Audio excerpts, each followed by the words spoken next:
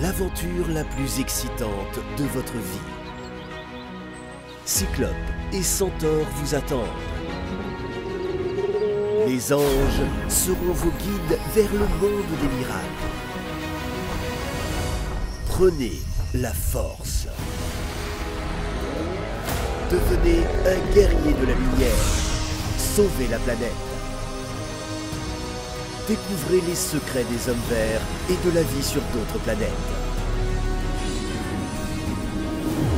Comment les dieux forgent-ils votre destin? Et est-il possible de le changer?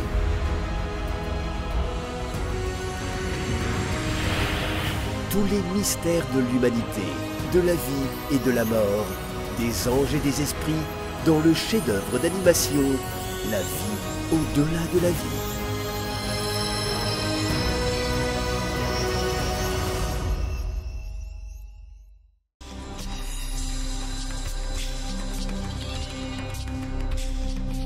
Et Vijnan vit un homme lâche qui devait se réincarner. Peut-on le rendre très fort pour qu'il ne connaisse plus la peur? Non. Je vais simplement lui montrer l'absurdité de sa peur. Chaque fois qu'il aura honte, il manquera sa chance. Quand il aura peur, ce sera en vain. Et quand il ne se souciera de rien, le malheur arrivera.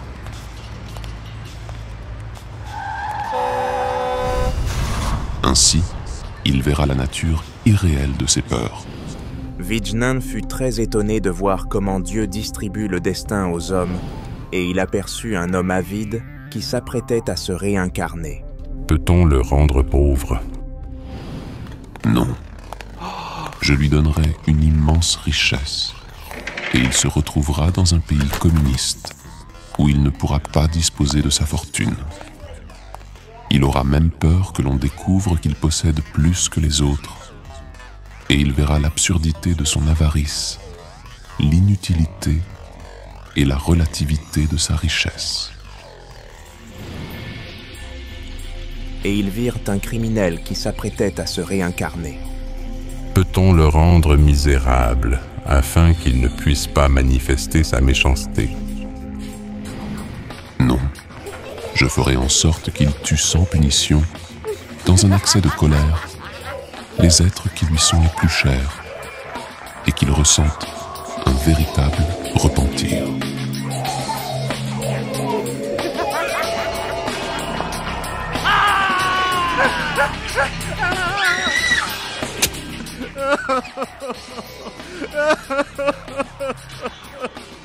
Au début, Vijnan fut accablé par cette perspective. Il ressentit de la pitié pour les victimes. Réfléchies, elles iront au paradis, échappant à l'emprise de ce tyran. Car la vie après la mort est la véritable liberté, tandis que la vie sur terre est une épreuve. Et alors Vijnan accueillit joyeusement le dessein de Dieu. Et ils virent ensuite un vaniteux. Peut-on le rendre pauvre et insignifiant afin qu'il n'ait rien dont il puisse être fier? Non. Je lui donnerai tout ce dont il pourra être fier, car s'il est pauvre et faible, il enviera et pourrait finir par être fier de sa pauvreté en se disant « Je suis pauvre, mais honnête ».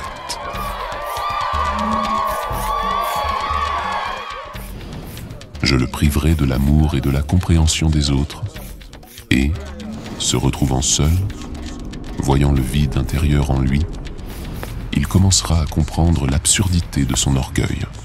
Une maladie incurable viendra renforcer ce sentiment de vide, qui lui enlèvera peu à peu la santé et le laissant face au vide et au sentiment d'inutilité de son existence.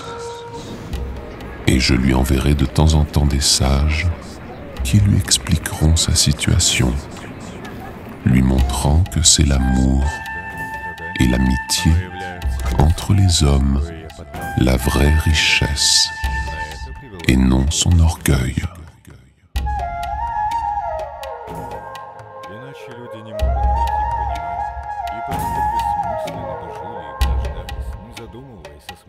Cela, au final, l'aidera à comprendre beaucoup de choses surtout en vieillissant, car la vieillesse et la maladie sont faites pour que l'homme voit la fragilité et l'impermanence de ce monde, qu'il cesse de s'y accrocher en pensant qu'il est la seule réalité et qu'il pense à l'éternel. Il ne marchera plus avec des lunettes roses, ne s'identifiant plus à la situation dans laquelle il se trouve,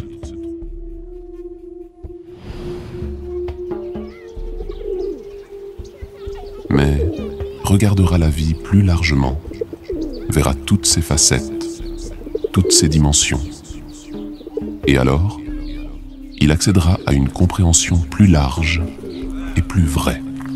Sans la maladie et la vieillesse, les hommes vivraient après la mort dans un monde subtil, dans leur véritable patrie, et non dans la demeure temporaire qu'est la terre.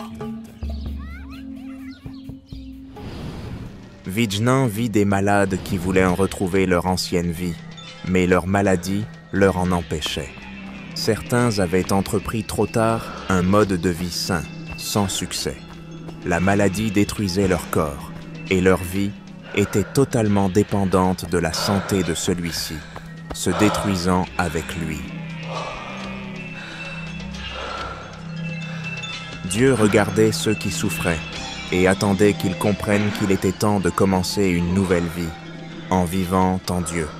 Car la maladie est toujours un signe qu'il est temps de changer quelque chose, que l'on ne peut plus continuer ainsi.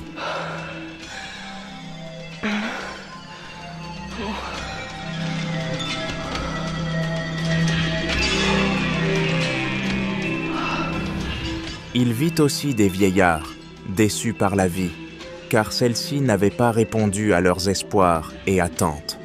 Beaucoup se plaignaient en blâmant le gouvernement et les injustices de ce monde. Mais les plus sages commençaient à prier Dieu, se préparant à le rencontrer. Ils comprenaient qu'il n'y avait rien à attendre d'une vie qui mène nulle part, qu'il fallait chercher quelque chose d'éternel, d'immortel et vivant au-delà de leurs corps épuisés et de leurs illusions déçues. Leur âme est Dieu et tendre à l'union avec lui. Comment se forme le karma ? Se demanda Vijnan et entendit immédiatement la réponse divine. Prenons l'exemple du meurtre. Si le meurtre est fait par un soldat qu'on oblige à faire la guerre, qu'il ne veut pas, mais qu'il n'a pas encore la conviction nécessaire pour devenir pacifiste, il n'a pas de karma de meurtre, mais un karma de faiblesse, de peur et de susceptibilité à l'influence sociale, car c'est à cause de la peur qu'il continue à se battre.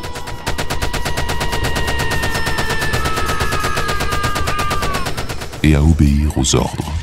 Si c'est un patriote fanatique qu'on a réussi à convaincre de tuer des ennemis indignes et qu'il fait ainsi un grand bien, alors il a le karma d'un fanatique et d'un imbécile, et non celui d'un meurtrier. Si une personne ne voulait pas tuer, mais qu'elle tue quelqu'un accidentellement lors d'une bagarre, elle n'a pas le karma d'un meurtrier, mais le karma d'un bagarreur ou d'une personne colérique, mal contrôlant sa colère. Mais il peut aussi être un bon gars qui voulait simplement protéger quelqu'un. Alors, il n'a pas le karma d'un meurtrier. Mais si un lâche, qui n'a tué personne, nourrit en lui des pensées de vengeance et de haine qu'il n'a pas pu exprimer à cause de sa faiblesse et de sa peur, alors il a le karma d'un meurtrier. Car ce n'est pas l'acte, mais le motif de l'acte, c'est-à-dire le chemin de pensée de l'homme, son état émotionnel, qui compte. C'est cela qui constitue le karma, car le chemin de pensée et les émotions déterminent comment vivra l'homme, ce qu'il ressentira, comment il percevra les choses, quel sera son état de santé, ses relations avec les autres. En effet, L'attitude d'une personne envers elle-même engendre son attitude envers le monde, et son attitude envers les autres engendre leur attitude envers lui. Et tout cela crée le karma. Et devant Dieu, il ne sera pas jugé pour ses actes, mais pour ses pensées et ses émotions, car ce sont elles qui traversent ses réincarnations et forment la trame de son destin.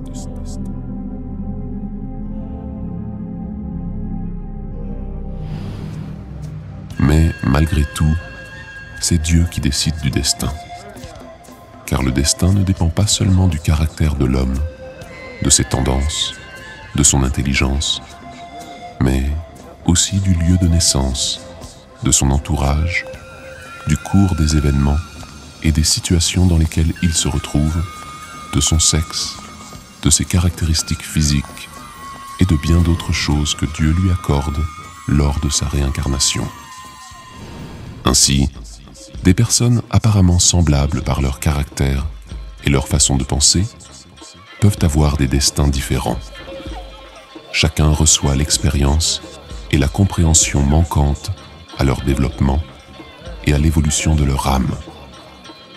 Et plus l'homme devient mûr, autonome, indépendant et individualisé, plus il se rapproche de la libération. L'homme ordinaire vit dans l'imagination et par l'imagination, c'est-à-dire dans le rêve. Mais s'il s'éveille et se sépare du cours de ses pensées et de ses émotions, s'il en prend le contrôle, au lieu d'être esclave d'elles, alors tout son karma disparaît et il atteint Anuttara Samyak Sambodhi, l'éveil parfait et ultime, la libération totale du cycle du samsara et du karma. Et lorsqu'il transcende son ego pour s'unir à Dieu, il atteint le nirvana. Le degré de développement est également déterminé par la force et l'altruisme de l'amour de l'homme envers tous les êtres et envers Dieu. Et s'il illuminait tout de son amour sans juger le bien ou le mal, à l'image du soleil, il atteindrait alors la libération.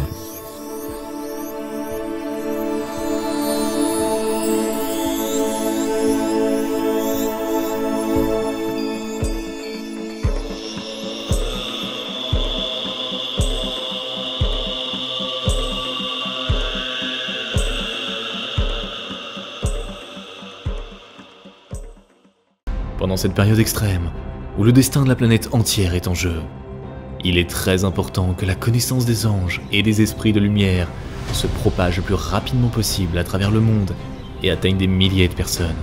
De cette façon, nous pouvons changer l'avenir de toute l'humanité. Alors nous nous tournons vers toi, chère âme de lumière. Partage la connaissance concernant nos livres sages et nos films. Partage les liens vers des vidéos ou des dessins animés. Tout cela est disponible et gratuit. Invite les femmes à des pratiques individuelles, des webinaires et des séminaires, et le grand esprit de lumière t'aidera, à toi et à ta famille, en dirigeant une énorme quantité d'énergie pour réaliser tous tes désirs. Les esprits lumineux et les anges t'aideront, à toi et tes proches dans tous les domaines. Le fil de la lumière et de l'amour de ton cœur atteint le cœur des femmes en recherche. Et la création du bien, la diffusion de la connaissance de lumière dans le monde commence. Rejoins cette mission de lumière. Aide les gens et Dieu t'aidera.